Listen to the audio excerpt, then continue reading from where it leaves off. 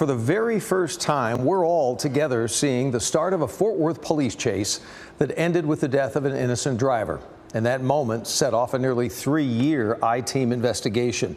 And because of that investigation, Fort Worth PD has now made part of its once secret policy on chasing public. A warning for you, the rest of the video may be hard for some of you to watch. Investigative reporter Brian New tonight with the exclusive video and also what it reveals. All right.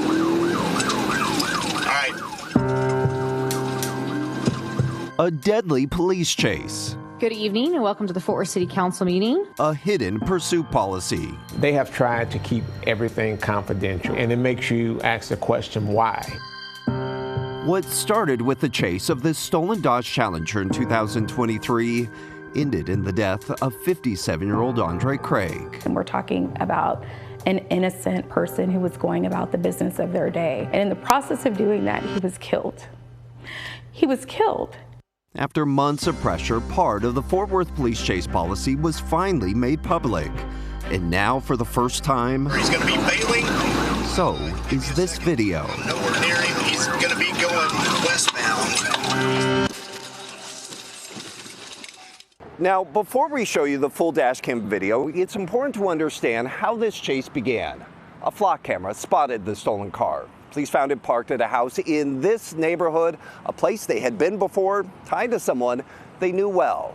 Police quietly moved in, surrounded the area, stopped six ready.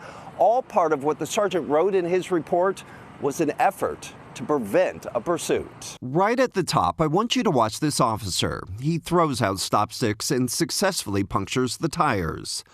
That's the reported stolen car. Behind the wheel is 19-year-old Brian Hunter.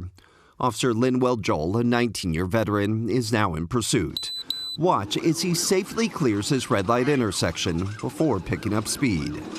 Take a look to your right. Did you catch it? It was a speed limit sign. It's 30 miles an hour on this road. According to police records, this chase reached speeds close to 100. Fort Worth police policy doesn't set a hard speed limit. Instead, it requires officers to weigh the danger of the pursuit against the need to catch the suspect. I want you to also notice the timestamp given in Universal Time, which translates to just after 6 p.m. on a Thursday. That's rush hour, something officers also have to consider when deciding to chase. Did you see that? Let's go back. That right there is a rifle. The police helicopter, known as Air One, had spotted it being thrown out of the suspect's vehicle. There's Air One at the top of the screen.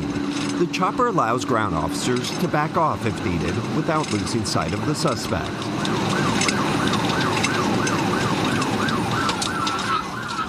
As the officer approaches this Nix intersection, listen closely.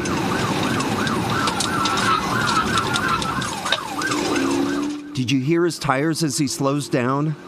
That's something you won't hear at the Nix intersection. Y'all, let me have the radio. He's got a good spike. He's losing it. He's crossed over Evans, or he's crossed over Rosedale. I'm sorry. He's going to be bailing.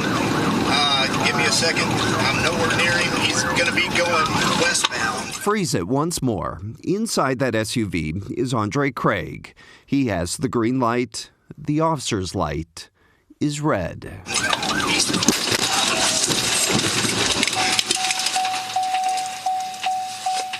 According to the crash report, Craig was killed on impact. Almost immediately, multiple officers raced to the scene. Just feet from the crash, the two suspects bailed out of the stolen car, then were quickly arrested. Brian Hunter eventually pled guilty to evading arrest causing death and is now serving a 3-year sentence. Meanwhile, Officer Joel, who can be seen visibly upset, was suspended for 15 days for violating his department's pursuit policy. Last year, the city of Fort Worth settled a lawsuit with the family of Andre Craig for $250,000. The city also, after the crash, eventually made part of its pursuit policy public.